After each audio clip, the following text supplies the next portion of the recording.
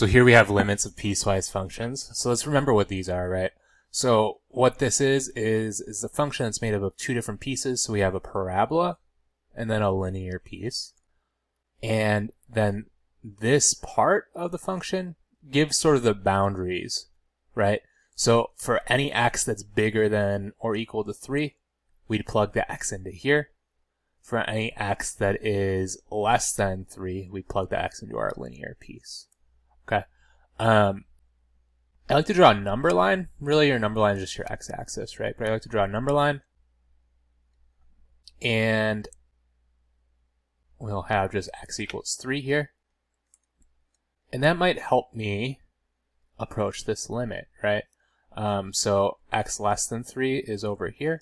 And then x bigger than or equal to 3 is over here. Okay. And then we want the limit as x approaches 3 from the left. So this is the left limit. Well, on my number line, that means I'm approaching 3 from over here, right? So the limit as x approaches 3 from the left of f of x is going to equal, now we have to pick our piece. Well, our piece that corresponds with the left limit is going to be this bottom piece right here, because that's where we're approaching 3 from the left, right? That's where x is less than 3. So it's just going to be negative 10 plus 4 times 3. And we get negative 10 plus 6, which is negative 4. Okay, so that minus in this case, if we're looking at the boundary, tells us which piece to plug my x into. Let's go ahead and do the right limit as well. I know it doesn't ask us for the right limit, but just as an example. So the limit as x approaches 3 from the right of f of x. So notice now, this is the right-hand piece, so we're going to plug it in up here. Is going to be 9 minus 3 squared. 9 minus 9 is just 0, right? So that's my right-hand limit. And then because this is true, right? My limits are not equal on the left and right. The two-sided limit does not exist.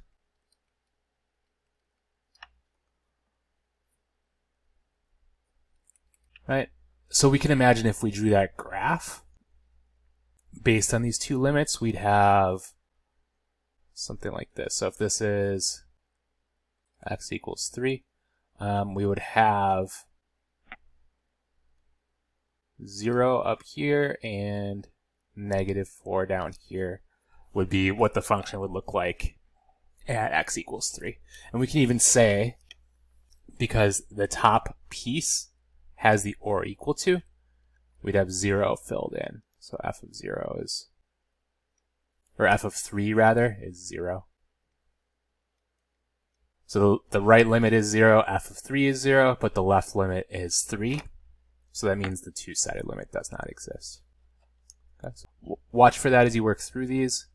We'll do one more example of a different case you might run into, and then you'll be good to go. Okay, in this case, notice now the limit that I'm looking for, so we're looking for x approaches 5, is not the same as the boundary.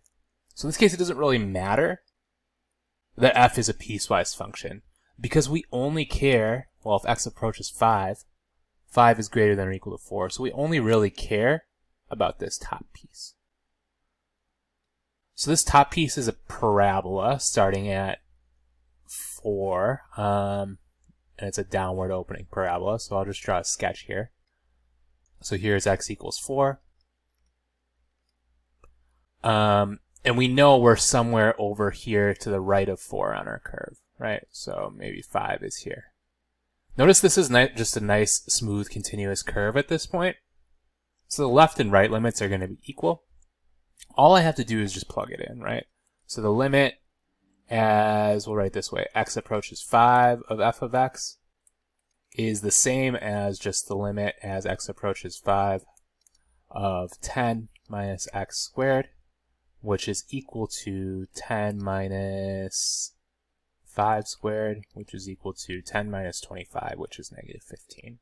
Okay. So if we're interested in a limit that's different from sort of the boundary for this piecewise function, we just sort of approach it as normal. We just plug it in. You just have to make sure you're plugging it into the correct piece.